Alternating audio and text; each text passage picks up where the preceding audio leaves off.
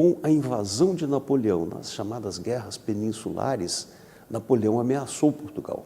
Com isso, houve a transferência da coroa portuguesa, do governo português, aqui para o Brasil. Outro ponto a ressaltar agora: as pessoas costumam falar erroneamente a fuga da família real.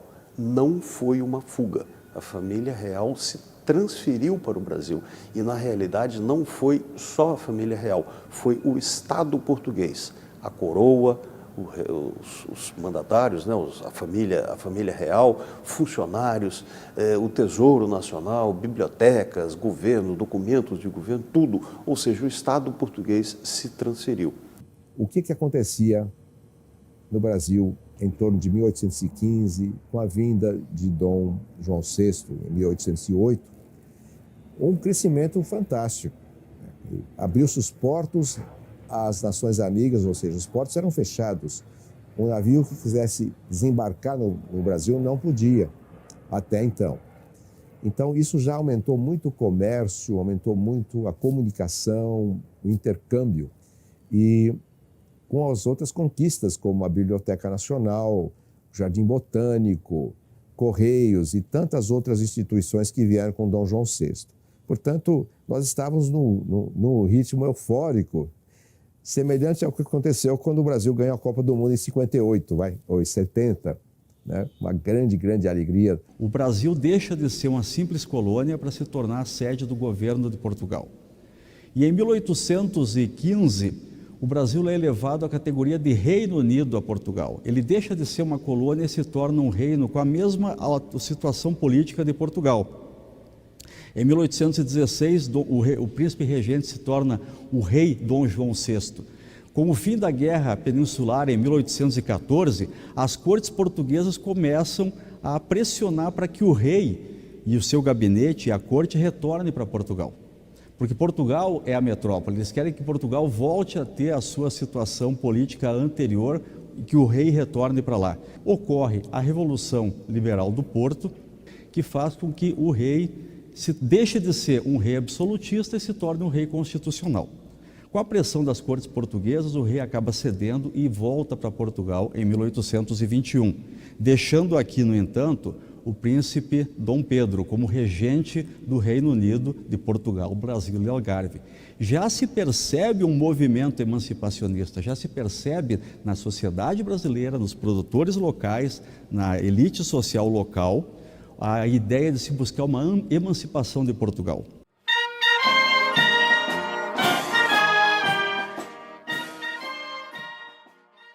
Pressionaram, Dom João volta para Portugal, mas ele deixa o seu filho Pedro aqui no Brasil. Ele leva a filha Maria e deixa o seu filho Pedro aqui no Brasil como príncipe regente. Mas as forças continuam agindo e nós vamos aos poucos. Esse burburinho vai resultando num abaixo-assinado de 8.000 assinaturas e um manifesto conhecido como Manifesto Paulista, dos irmãos Andrade e Silva, que fazia uma carta ao príncipe pedindo que fique no Brasil. Com isso, as pessoas aqui ficam querendo que Dom Pedro permaneça aqui no Brasil. Mas as cortes portuguesas, cortes gerais extraordinárias, que assumiram na prática o governo de Portugal, embora o rei estivesse lá, mas ele não tinha grande poder. Em janeiro de 1822, Dom Pedro decidiu, fico, é o chamado Dia do Fico, 9 de janeiro de 1822, com a sua famosa frase também: se é para o bem de todos, diga ao povo que fico.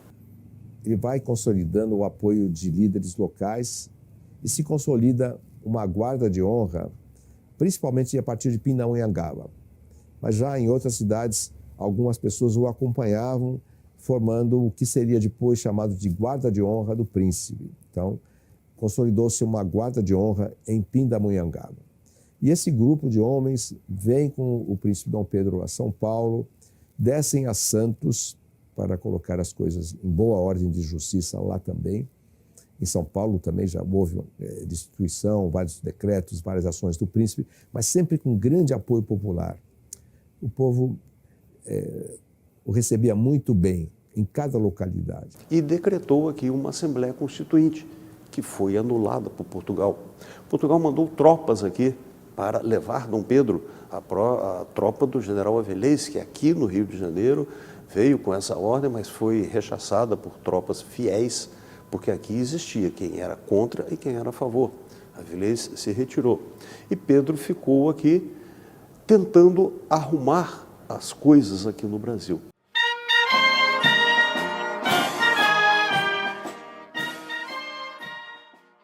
Conhecemos a independência do Brasil como obra de Dom Pedro I e José Bonifácio, patriarca da independência. Mas não foram só eles. Teve uma grande importância a princesa Dona Maria Leopoldina, austríaca, que se tornou verdadeiramente brasileira. Em 2 de setembro de 1822, Dona Maria Leopoldina, ciente da situação política do Brasil e as cartas que vinham de Portugal, ela resolve convocar o Conselho de Ministros, o Conselho de Estado, com José Bonifácio e os demais conselheiros. E a decisão já é feita, na ocasião, com a liderança de Dona Leopoldina, da independência do Brasil. E ela escreve, então, ao esposo, e esse despacho é acompanhado de cartas que vêm das cortes de Lisboa, as opiniões do pai, José Bonifácio, e a intenção era entregar esse dossiê documental em Santos, a Dom Pedro, que ele estava lá e havia urgência na solução. O príncipe decide voltar um pouco antes e é por isso que há um encontro com o Correio da Corte do Rio, com Dom Pedro, na região do Ipiranga, que é fora da cidade. Não foi o lugar planejado. E naquele momento a história a gente já conhece bastante, houve uma leitura desses documentos, ele fica indignado. Pedro ficou bastante enraivecido com aquilo e ele ficou numa encruzilhada. Ou as coisas aqui mudavam, não tinha mais condição, ou o Brasil voltaria a ser uma colônia, ou pior ainda, poderia ser fracionado e virar várias repúblicas, como os países hispânicos aqui. Com isso, tomou a decisão naquele momento e aquela famosa frase, arrancou os laços, que era o laço azul e branco, que significava a união com Portugal, arrancou e disse aos soldados, laços fora, o Brasil hoje é independente, pela minha lealdade, pela minha honra, eu juro proteger o Brasil, independência ou morte será o nosso lema. Assim, tivemos o Brasil independente, o rompimento da união política com Portugal, um novo Estado, porque já havia o Estado vindo aqui, Portugal, com as coisas que permaneceram aqui, os instrumentos de governo, e em 12 de outubro de 1822 ele foi aclamado como imperador Dom Pedro I.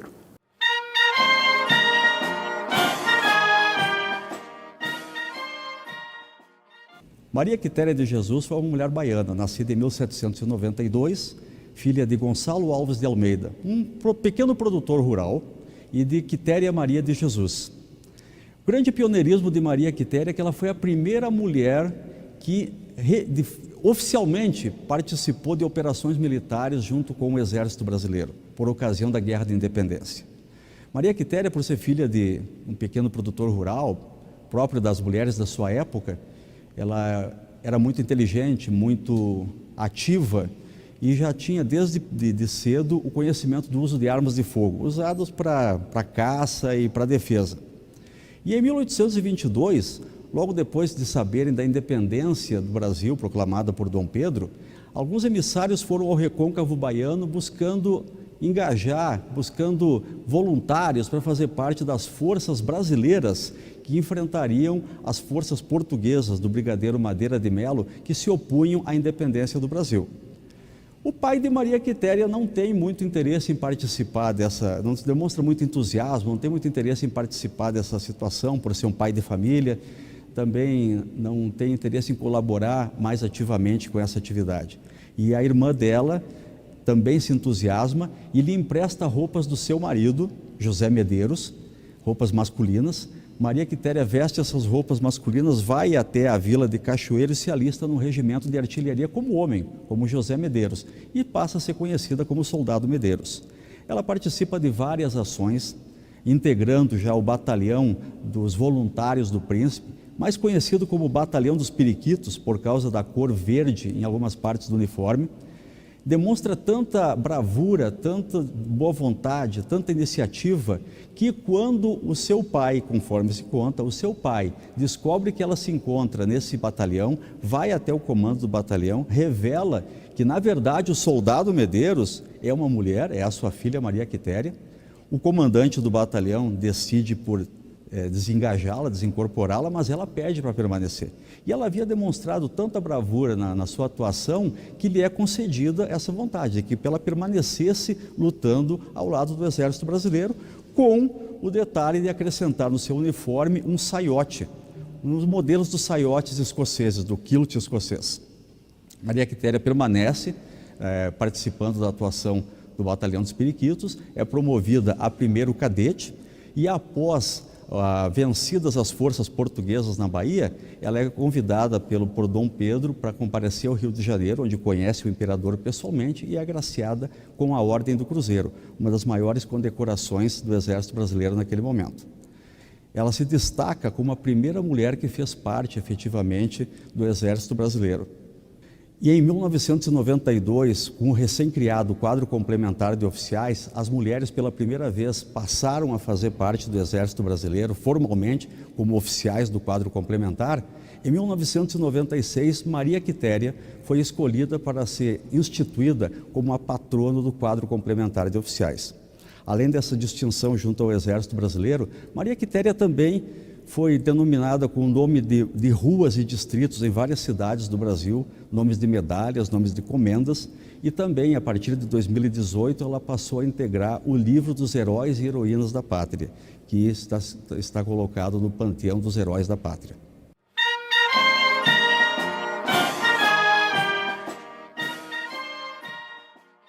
Mas a história não termina no 7 de setembro. E, naturalmente, gerou-se um conflito, porque havia tropas portuguesas, havia cidadãos portugueses que não sabiam bem o que fazer e defendiam Portugal.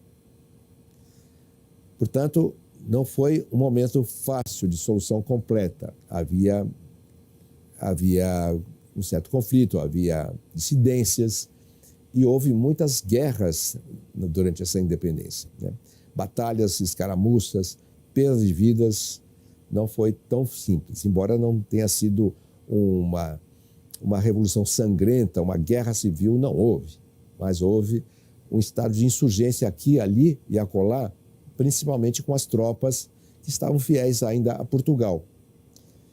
E isso foi aos poucos se consolidando. Eu acredito que um grande fator foi o espírito de nacionalidade brasileira e as armas brasileiras, que apesar de terem oficiais portugueses, muitos dos oficiais eram ainda portugueses, e foi mantendo aquele espírito coeso, aquela linha de defesa da pátria, não obstante a situação de governo, política, etc. e tal.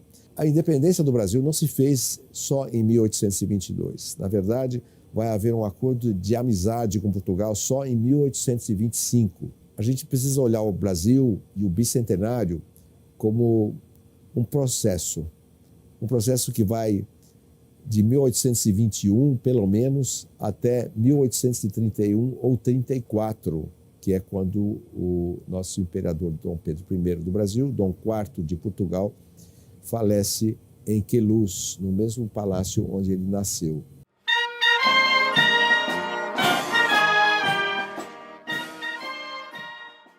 Hoje, nós temos este país maravilhoso, enorme e grande, porém com muitos desafios. E são estes desafios que, nestes 200 anos, nós temos que comemorar os 200 anos passados, mas temos que sentar, olhar, trabalhar, estudar e ver como nós vamos enfrentar estes desafios que se apresentam para nós nesses 200 anos daqui para frente. A consolidação do Estado brasileiro, eu sempre digo, Deus se fez brasileiro nessa hora, né? Porque é um milagre nós temos um país dessa dimensão, né? Que vem da descoberta, o achamento por Portugal, depois a ação de Bandeirantes, um espírito de coesão nacional é fantástico, né? Uma coisa que é visível ao longo dos séculos é a atuação militar dos brasileiros. ela sempre foi muito importante e muito presente e muito coerente com a defesa da pátria. Isso a gente vê até hoje e creio que a unidade nacional acontece por causa disso. Nesse contexto, o Exército teve um papel fundamental e continua tendo até hoje. O verde oliva se confunde com o verde da nossa bandeira.